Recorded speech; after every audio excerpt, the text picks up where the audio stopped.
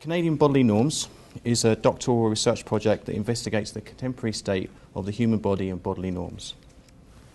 The initial conclusions drawn from this research show that bodily normacy functions to blindside people from the body, which echoes in Rosemary Garland Thompson's assertion that the normate appears, quote, natural, undisputed and unremarked. And Drew Leder's claim in his book The Absent Body that normacy functions as a neutral background or an unreflected habitual status. To add to this claim, the research showed that many, if not all of the interview respondents, apprehended that the appearance and experience of the normal body, or what they believe the normal body to be, function to alienate themselves from others in their community. People experiencing different kinds of bodies to their own or an abnormal opposite to their normal did not work to form a consensus of common understanding, and there was no apprehension of a community of normates, which they belonged to in any real sense. They were really merely imagined. To be normal was what it felt to be, on the whole, as an isolated individual.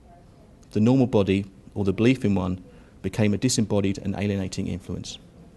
Conversely, the so-called abnormal body is noticed and not taken for granted because it appears and is experienced as a disturbance, both in the self and towards others. However, instead of alienating community members from one another and dividing the so-called normates from the other, the experience of feeling or being abnormal for many of the interview respondents allowed for a greater understanding of collective human frailty.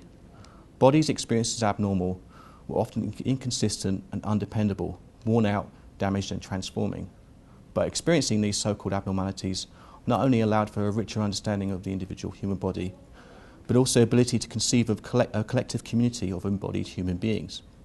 Conclusively then, the abnormal body functioned to create embodiment and community. By calling attention to the normal body functioning to alienate communities and the abnormal body potentially bringing embodied communities together, this project highlights that there are consequences of having a body.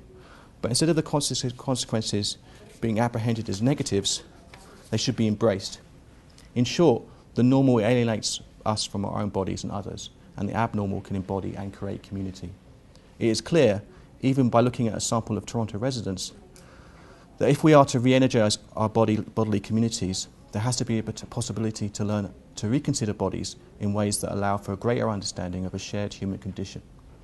The primary means of re-energising our bodily communities, at least in Toronto, is not only by conceiving our so-called abnormalities for opportunities to learn about the self and others, but also sharing, declaring and establishing that the normal is abnormal if it alienates and disembodies us from ourselves.